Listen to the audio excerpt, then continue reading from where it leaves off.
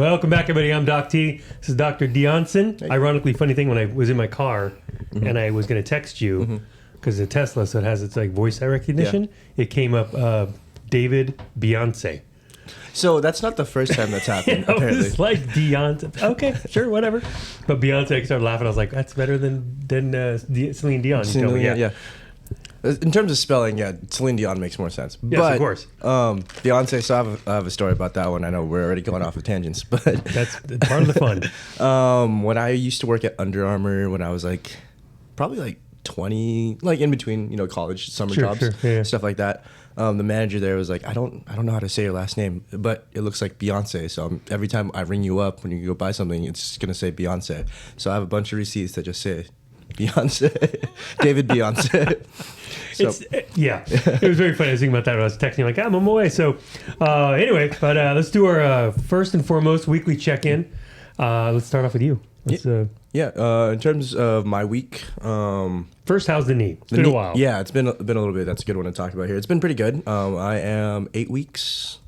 Yeah, 8 weeks since like tearing it. Wow, it seems like a lot longer. Yeah, it seems like a lot longer, but I've been pretty diligent about, hey, we're going to do the rehab because I want to walk in the clinic, not limp in front of a patient, do all of that stuff. Being in pain sucks, though. Yeah, it does sucks. It does rehab sucks. It all sucks. But in terms of where I am in my rehab stuff, I'm more on the rehab to performance stuff now, so I've introduced heavier squats, kind of understanding how that feels.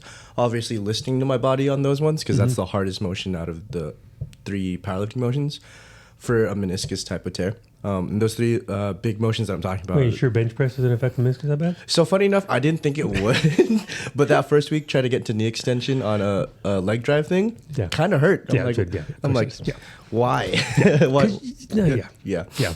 But after I turned the corner on that one, squat was like the last one mentally for me. That was kind of messing with me a little bit because of like all the things that could happen. Well, squat's mental anyway. I mean, you're underweight. And bailing out's not easy. No, it's not. I mean, not the benches. Usually somebody's there for you, and squatting, like they can spot you, but it's still on you. Yeah, it's and not then like with that much weight, I'd prefer to have like 2 or 3 guys spotting on the sides and stuff like that. Brutal. So I wasn't really challenging myself, within reason because of those things. But I was kind of feeling good this week. My coach was actually in town, and I trust him to spot. So I was like, hey, you want to push it just a little bit? Better be able to. Yeah. That's your guy. Yeah. So I was able to get into 4 plates on a squat. It was a little high, but I was happy to do so. I'm like, hey, I'm happy. I did it. That was a big mental win for me because it felt heavy, but it didn't feel hard, which was good. So there's that in terms of the health. In terms of my week of patience, it's been really fun. I've had just one. One's prepping for a competition. One that just performed at the High Rocks, and that's right. Yeah, she did great. She took 5 minutes off of her time, which is a big deal in that type of sport. Huge. Yep. So she shouted us out on Instagram. It was great. Thank you back at you. I know. She said, kept the knees healthy. I'm like, good. That was our goal. That's our concern of how the knees do. I PR'd by 5. Great. How the knees do? How's the knees do? How's the back? All the stuff that we kind of go over and like prep for. Because it's funny, like when I didn't realize this, I kind of felt like a dad, kind of checking in, like, how's this? How's everything going on here? How's your nutrition, sleep, and everything? Calming her down before like. But that's kind of what you are. Yeah. Big brother, dad. I mean, yeah. So she texted us over like the next day. Said she PR'd and she was super happy. And that's always amazing. It's great. It's not just because you had something like the big joke. John, the other chiropractor buddy I work with, like big joke is like I did that. It's like it's not really that. It's just like you're so proud for them. Like you're so stoked and excited for them, and you're just glad you could help. Yeah, that's truly the crux of what it all is. That's cool. Yeah. So it was really fun. Nice. Yeah, it was great to hear just because I know all the hard work that she put in and all the hard work that I was kind of playing around with in terms of like programming, what type of rehab for this, and I had to understand like when is she peaking in terms of training, so I don't throw too much at her. And sometimes some weeks it was, hey, this is just some TLC, you kind of need it. And I have to tangent this again a little right here. Yep. Somebody was asking me, I want to say it was an intern, like what's the difference between a sports chiropractor and then a chiropractor kind of thing, right? And I really didn't know how to answer until literally just this second, what you just said, because I was thinking in my head, okay, how are we different? Well, we're different in this sense. You're thinking about her injury, plus getting her back to be able to compete. but you're also thinking of all the tapering and processes that go on between now and competition. Yeah.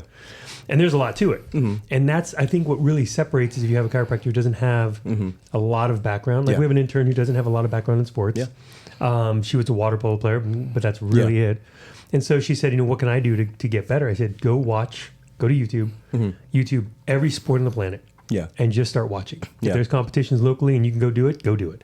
Yeah. Because the more you get to understand that, the more you can actually deal with an athlete. Because handling an athlete is not like, even a weekend warrior is different than someone who just doesn't really have hobbies in the sports world. Yeah. The gym is not like a priority to them. Those people have different processes going on. Yeah. But our clientele, the weekend warrior, I'm competing in this and whatever. Like I had a patient just did a marathon. I'll talk about that in a second. Yeah. Which I'll tie into this. It's kind of like understanding, I know exactly what he needs to do pre, I know what he needs to do after. He told me what happened, I knew what happened. So it's very, it's an interesting thing because you comprehend the process. Yeah. And that's a big deal.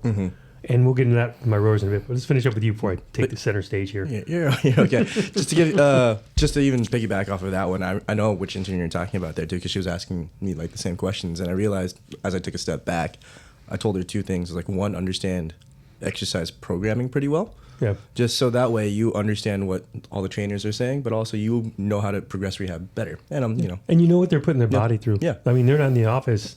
They're here an hour, once, maybe twice a week.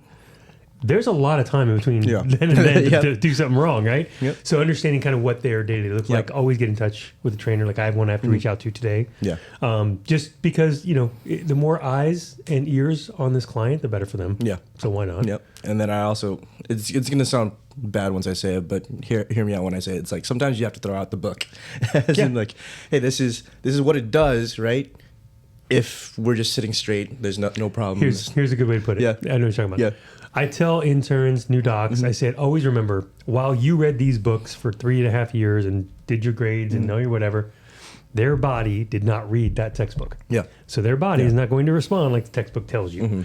And so like even with my injury, we'll get into a second here. It's like, it was kind of what I was thinking, but my body's my body. It's tweaky, weird, likes to do weird stuff. Same concept. Yeah. So 100%. Their body's, it's going to walk like, talk like, but just, pay attention. Yeah, I like what Alvin had to say on the last one we did. He brings up the horse analogy that everyone talks about. If it looks like, smells like, sounds like a horse, don't think zebra. I actually like what he brought in at the end of it where he said, don't necessarily always think horse, think hooves. I'm like, oh, okay, cool. Yeah, that's even more basic, right? So yeah, all that stuff. So we're having a good conversation with her and just helping her along. She's learning really well too. I think she's progressing pretty great too. But yeah, that was basically my week. I have one more athlete. I think he's prepping for a marathon at this point, so we're just ramping up some things for him. And we'll talk about that if you want. But also, I'll have to chime in this one before I get mine. Go for it. We had as you know out there, I'm the chiropractor for the Chargers. So we were in OTAs and mini camps, and they have all various kind of names right now. So I go up there once a week, and I'm there for about 2 hours still working on the guys. And 2 weeks ago, I had to turn away a few of them because it was just packed. Like everybody was hitting the table, they had meetings, so time frames were off. So I proposed if I could bring up one of my doctor friends to help out. Just to make sure we saw the people. So Dr. Deonson here got to join me last week and 2 weeks ago and this past week. Yeah. And I'll be honest with you, I've never seen anybody fall into a pool of sweat. Oh yeah. So quickly in my life because we got hammered is the wrong word. We had probably about 13 guys within 45 minutes. Yeah. And he probably saw 4 or 5 guys for the first time. And so how was that experience? Yeah, I was definitely sweating. Just it was pretty funny. Yeah, if you guys know me generally, like once I start to get going physically, I just start sweating anyways. Yeah, me too. I'm a sweater. So I'm a sweater. But what doesn't help is that, when we work on general pop people, normal humans, they're going to be anywhere between my height and like 6'2", right? 6'2" is like going to be usually your cutoff. Even if they're 6'4", they're 190 pounds. Yeah, 190 pounds, maybe 200 at most, right? Maybe, they're not. And if they're over 200, they're not the fittest shape. Right. They're like, hey, they're general people. When to get to the pros, they're every bit of 6'3" to 6'8", every bit of 260. I told Doc, dude, that was 350. That was the first time I ever saw like big thighs, like that big.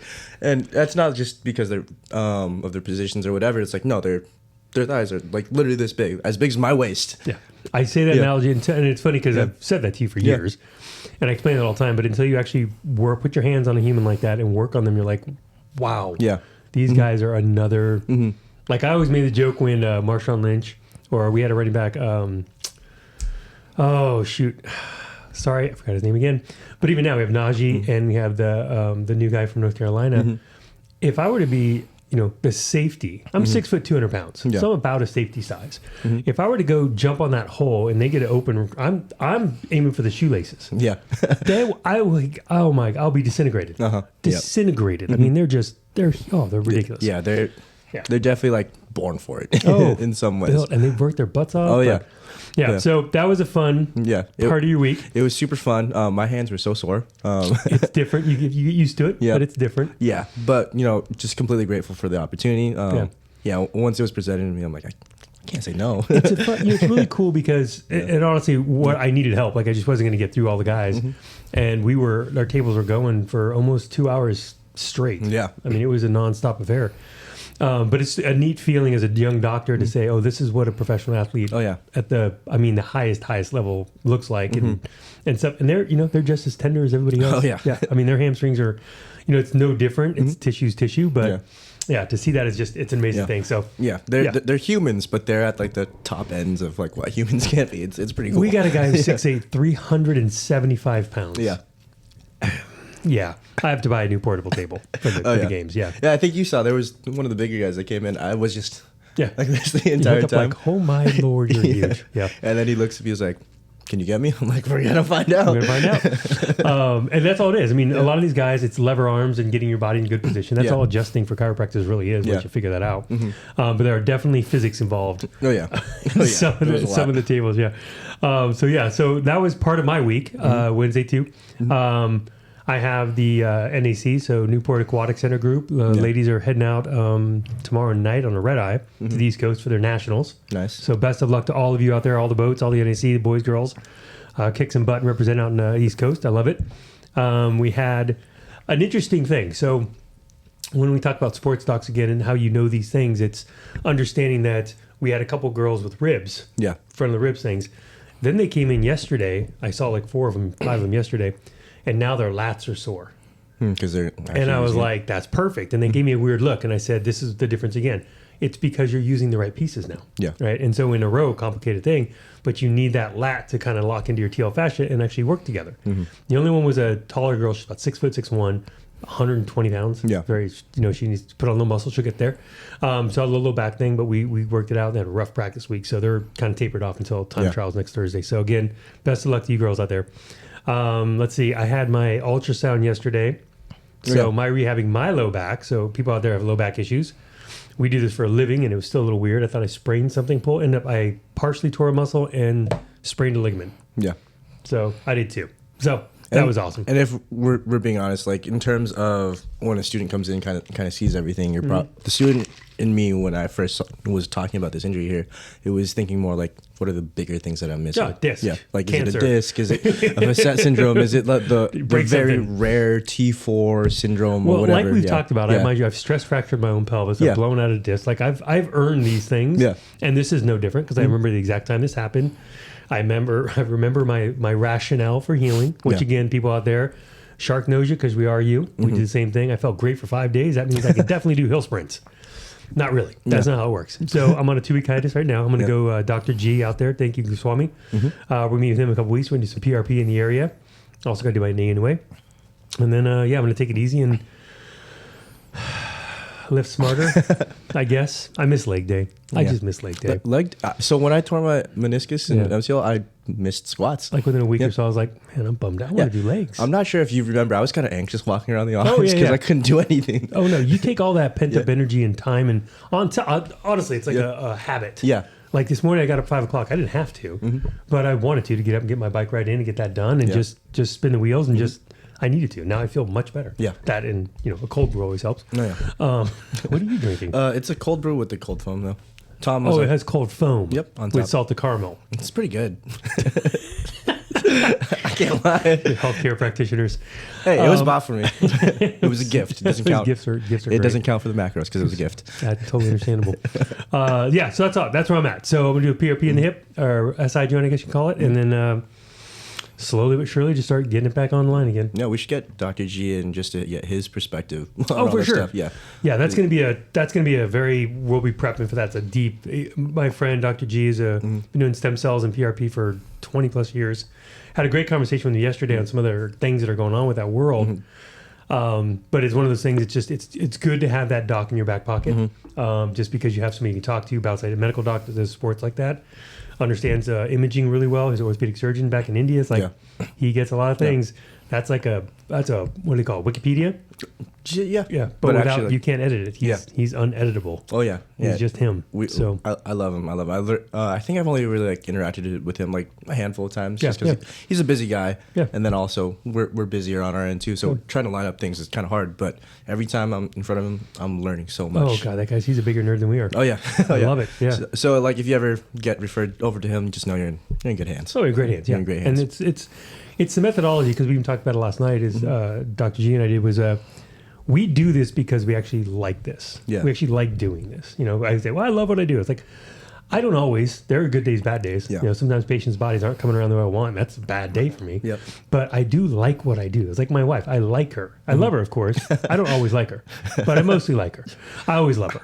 But no, it's do you want me to edit this out? Nah, I don't know. She hasn't even listened to this yet. My kids have listened to it. She hasn't even listened to it. She listened to it one time. She said it's good for going for a walk. And I said, did you learn something? She's like, yeah, I actually did. And that's all we're looking for. That's the point. Like the point of the podcast is just to touch base with people on meniscal knee issues or low back issues or headaches or people who are rowers out there or tennis players or whatever, because we kind of see all of them. Yeah. So it's kind of a nice way. And that's just, here's what goes on. And we can get you some good ideas on what happened and how to fix it, what to do with it. Love it. Yeah, like good realistic ideas too. Yeah, I feel like applicable. Like you can do it today. Yeah, like a lot of times, especially when we're talking about knee injuries, what you're going to find is like, oh, this is what you're going to find on Instagram. You're going to do these exercises without anyone seeing you do these exercises, or prepping you to go do these, and they don't even talk about like for me, I was struggling mentally because I couldn't do anything, right? Yeah. They don't talk about that stuff. And upper body's fun. It's fun. But it's not fun all the time. Not all the time. Legs are way more fun. Yeah, like I was bench pressing, but funny enough, my knees still kind of hurt to get in the position. I'm like, okay, we're going to try something else. So I have to use machines. I can't use free weights because I can't unrack them off the rack because it's going to tweak the back. And I was like, I know, it's whatever. It's like you did it to yourself. I'm like, yes, I know. Yep. That's the life of coming back from injury. It's funny when we talk to patients, and I'm doing much better at it these days than I had in the past. Yeah, is I'm really emphasizing, don't wait until it hurts. Like come in, if you feel a little stiffness, a little tightness, it means something's off. The sooner you get it addressed, the easier it is to fix. Because once you get into pain, like I'm a crisis patient now. Yeah, knee meniscus thing, that's a crisis patient. Now everything's on hold. You have to let the tissue heal. Yeah. Right. Excuse me. And like a sprain in my ligament is 340 days to heal. If I leave it alone, I gave it 4. Yeah. I heal fast. I'm a superhuman. I don't know if you knew that or not. Sure. So Doc T, Super T. That's it. I'm superhuman. No, it's not true. No. Yeah, that's why it's been going on for a year now. Those are nicknames from my buddies back in the day. So surprisingly, I know this is a side tangent. I was talking with some of the interns because I was telling them how you like to hit some of these buttons. Yeah, it's fun. I was like, I'm surprised we never called you T-Pain. T-Pain. Because first of all, you inflict pain, but also T. And but it's healing. Yeah, it's funny how that works. But yeah. Anyways, back to you. What you were saying. Yeah, it takes time. You have to let everything kind of do its thing. There's still a time element. Yeah. Now, we might expedite that. Taping, PRP, that expedites the process, but the process is still a window of healing. And my back in my heyday when I was, I love saying this, when I was your age, but true, I tell people, I said it's 10 to 14 days, 14 to 21, depending on severity. And that's if you kind of let it be. Now, I'm not my philosophy like yourself is not about doing nothing. Like, no, if you hurt your knee, cool. Go lift up your body. Stay conditioned. Yeah. Hit the Aerodyne or the, what do you call it, soft bike? Air bike. Do the arms only. I call it the death bike. I hate it. Put your feet up, do the arms only. Like, go swim. Like, do something. Yeah. Because the other thing about being a sports chiropractor, you understand, if you do nothing for 2 weeks, the conditioning from that deconditioning is 6 months. Yeah. And yes, 2 weeks. It'll take 3 to 6 months, depending on where you were. Don't do that. No, don't do that. Yeah. No. The only times I ever really tell someone, hey, just take 2 weeks off or something like that is like one car accident, like trauma. Yeah, trauma. Trauma's or like different. We have, so I have actually a fun patient right now. It happened to be all that other PI related stuff, but like in his everyday life, he's actually an MMA guy. So No like way. you might have to like, hey, for this, Like fighter. yeah, Oh, yeah. Obviously, I can't say more out of that, but I'm like, hey, you might have to pull back just a little bit here because there's a lot of things going on. yeah. You don't want a trauma to induce on top of a trauma. Yep. Yeah, especially one that was unpredictable. Like if you're in a fight with somebody, you're at least somewhat aware. Yeah. You're gonna get hit. Yeah. There will be a trauma on my face somewhere. You're mentally prepared. Car accidents, you're not prepared. Yeah, not. You didn't. Most of the time, you didn't see it coming, and that's hard on the body. Oh, poor guy. Yeah. But for him, I was like, hey, we might just for this week. Yeah. Again, that's 10 to 14 days. Yeah. Yeah. And if there's something you can do in the, glute ham bridge, clam, wall plank, something that's just kind of keep the system somewhat active. Yeah. But that just depends. I'm not going to dive into the case, but wow. Okay. And then I have my last comment of a patient who ran a marathon. He's built like me, so he's a bigger guy. Not that I'm that big, but 200 pounds, so good enough size. And he decided he wanted to run the marathon. He wants to qualify for Boston. 200 pounds for... Yeah, he's 194. If you're lighter than that, I apologize. And he works out with a good friend of ours, Kenny. Kenny. Yeah. And so he came in and he said, I blew up on the about 18. Had to walk the rest, a little over 4 hours. I said, first question always, how is the nutrition? Goos and sugars. And I said, what'd you have for breakfast? He said a bagel, I think it was. And I was like, no protein? He goes, no. I said, oh. So we had a long talk. And the reason that's important out there for anybody running marathons, your first meal is what you're going to survive on for the first 2 hours. If all you put in was a 250 calorie bagel with maybe some cream cheese, you're going to last about 45 minutes. There's only X amount of stores you have in your body, all kinds of stuff like that. So we went over nutrition stuff, some training stuff, hydration stuff. But his goal is 330, which he thinks he was on pace for. So that's going to be interesting. So we're doing a little consulting with him to help tweak some things. I gave him some of my favorite, I don't know if I've ever told you this before, endurance athletes, like your friend that might be doing that marathon. I have them do 4 back-to-back-to-back-to-back 5Ks. And they have to eat in between each. You get a 5-minute break. When you say back-to-back same day, or is it? Same day. Okay. So run a 5K, rest 5, run a 5K, rest 5, run a 5K, rest 5, run a 5K. The goal is 21 and below every 5K. Okay. Period. And then you put food in your mouth because this will be learning for you. I love this. I've never talked about this with you. Yeah. This is how they learn how their body handles food while training. And they're running at a clip that's faster than race pace. So their body has to figure out how that looks and feels. And they can test this goo or this mush sweet potato marshmallow combination or this whatever. They can test foods in a way to see how their body responds. And if it sucks, they're not 16 miles out on the trail somewhere. They're on a 5K on a track and run around the neighborhood. So they can go home and, whatever, deal with it and then go to the next one. And so, when I was a CrossFit endurance coach, we had ideas like this all the time. We just go, how do you train these people without just pounding the pavement all the time? A marathon is about as far as you can get under those. When you go 50s and 100s, you got to run 20, 30 miles. There's no choice. Because if you don't shave callus and lose a toenail, it's going to be rough 100. But for a marathon, so it'll be fun. I'll keep you in chat. We'll be in contact because right now I said he's like, I don't want to bug you, and I'm like, you're not going to bug me. No, that's literally our job. And I love doing it. Like it really is a lot of fun. Yeah, to see people exceed and excel. I just mixed two words exceed together. And excel. It's been, I guess, a Saturday. Excel and I can't say that word. I remember the button. Nice work.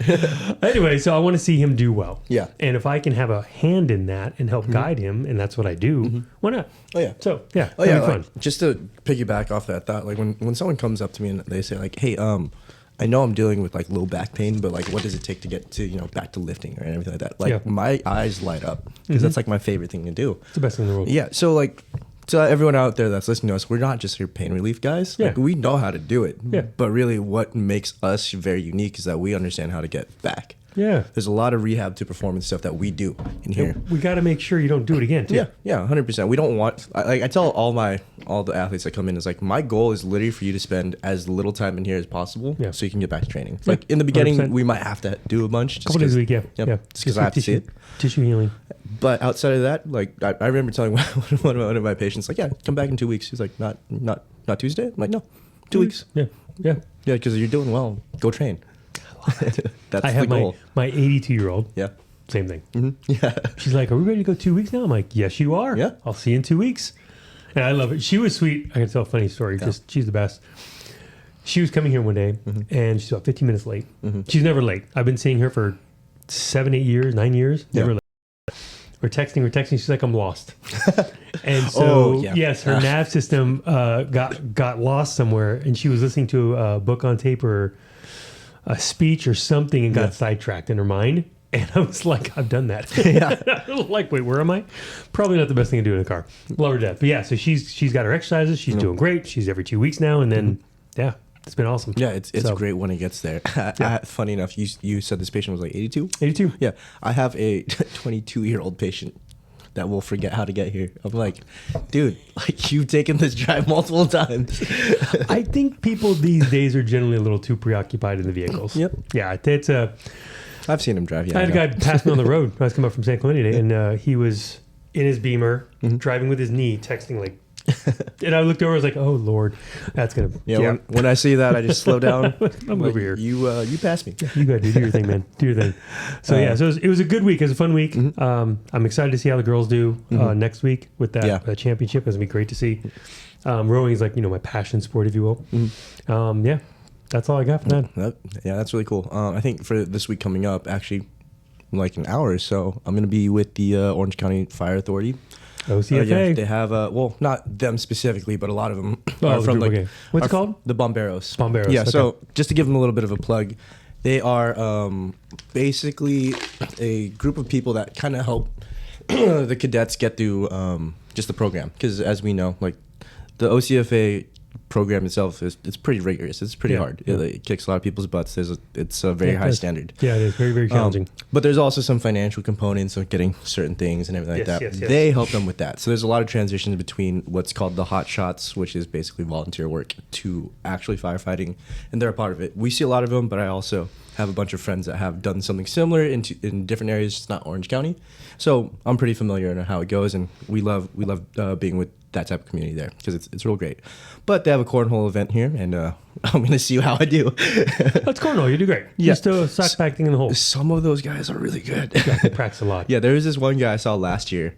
He threw it and he curved it like out this way. And it was almost like a sweeper type of pitch because it went this way and went down. Oh, he rigged that thing. There's something in there. I was like, That's not regulation. Yep. That's not regulation. No. So we got to see a bunch of them. So you're going to see, probably going to see a bunch of patients that we see too. And it's going to be real fun. Oh, we did a golf event with them last year. And it's like, it's a good time. Yeah. Anytime you work with these guys, it's just, they're all good guys. Yeah. I still can't get over the mustaches though. I'm just jealous. Oh yeah. You can't grow a mustache? I'm on day 4 of not shaving.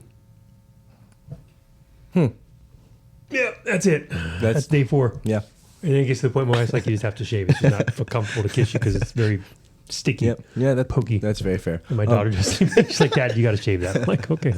That's funny. But yeah, to talk about firefighters, I always viewed them as athletes without an off season because they have to do a lot of stuff around all first responders, and this is something that's near and dear to my heart because I understand police, fire.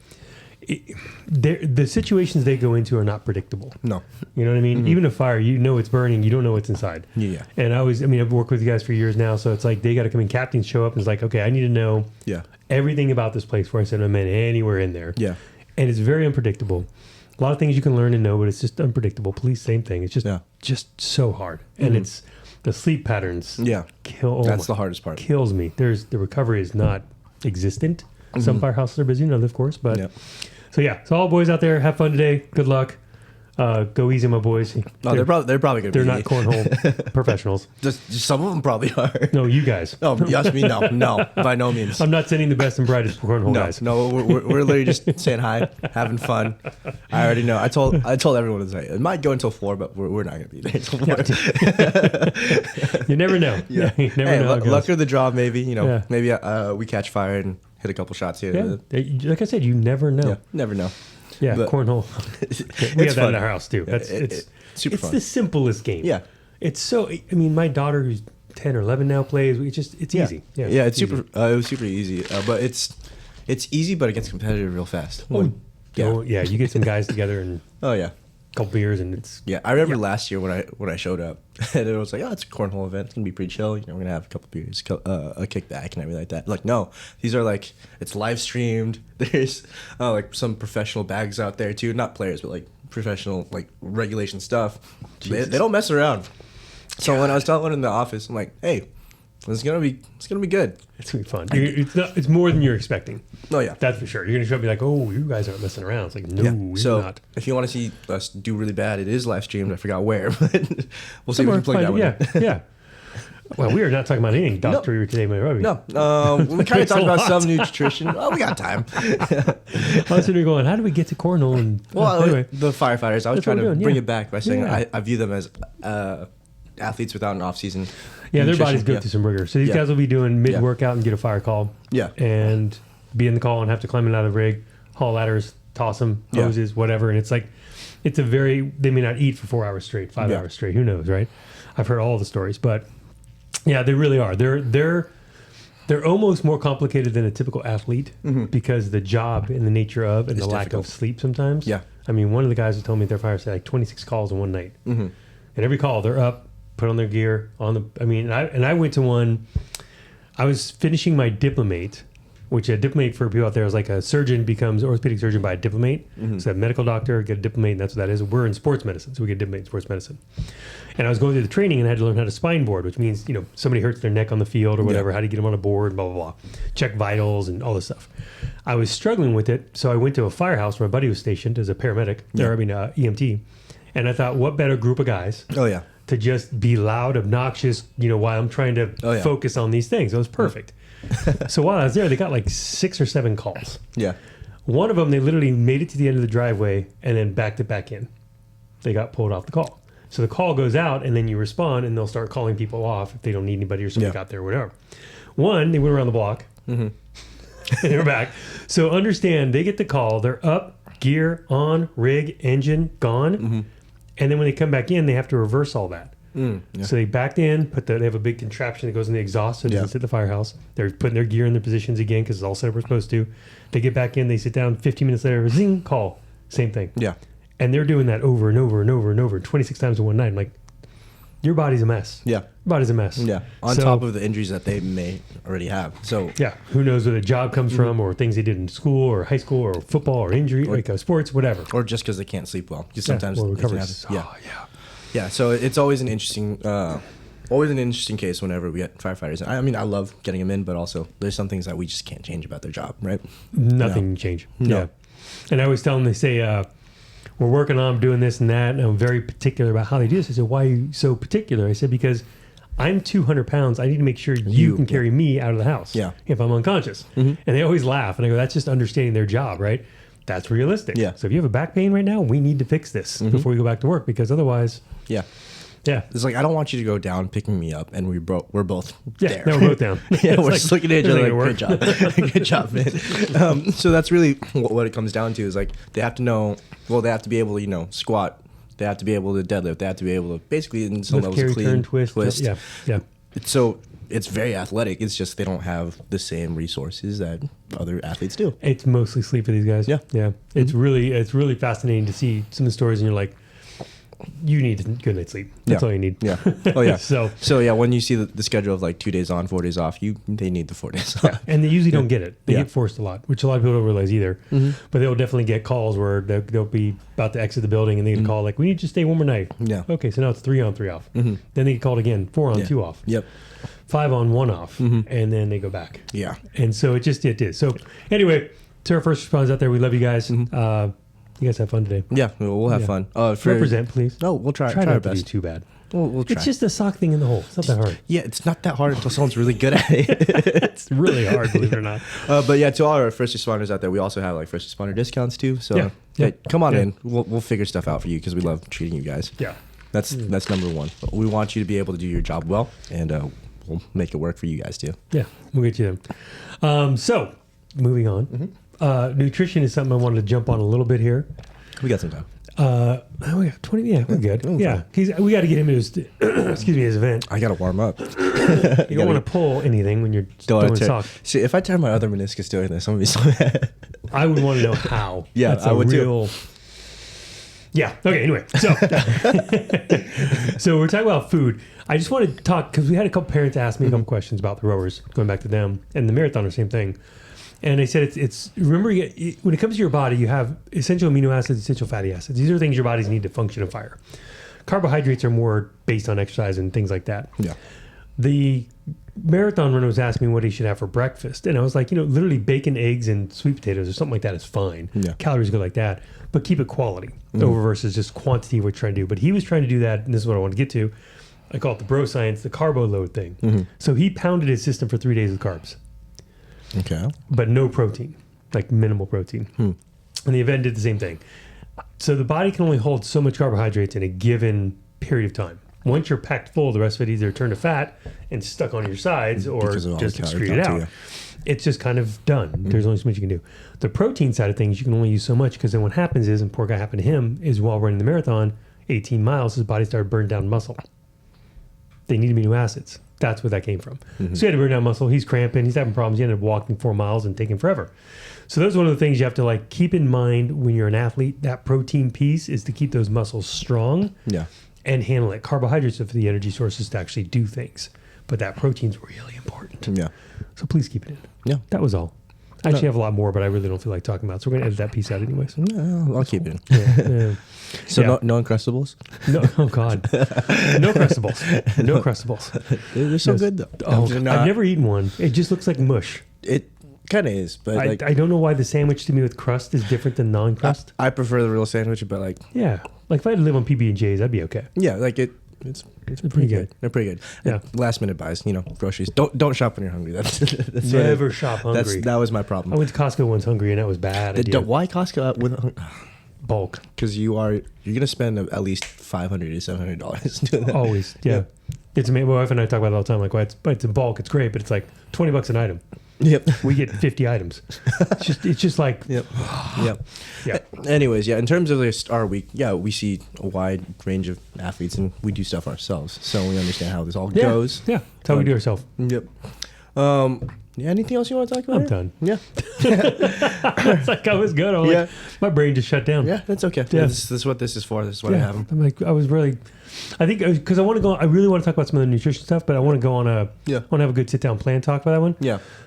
People out there just got to understand other parts of nutrition need to be paid attention to, if you will. But not today. Yeah. I think we're good. Yeah. So to all our first responders out there, we appreciate you. Yep. Come on in. We'll help you out. Always take care of you. Yep, always take care of you. And to all our performing athletes that have either just... Big weekends. Yep. Yeah, a lot of people out and about doing their stuff. Good luck. If you just competed, congratulations. You did the hardest part. Yeah, you're done. You get to relax this weekend. The rest of you guys... You get to do the fun part. I always say the competition's your time to show off. Yeah, for sure. Yeah. Oh, painful, but true. Yeah. Rest of you guys, safe travels to everybody. Best of luck on your events. And then we'll check with you guys next week. All right. I'm Doc T. I'm Dr. David. We'll see you next time, guys. Bye.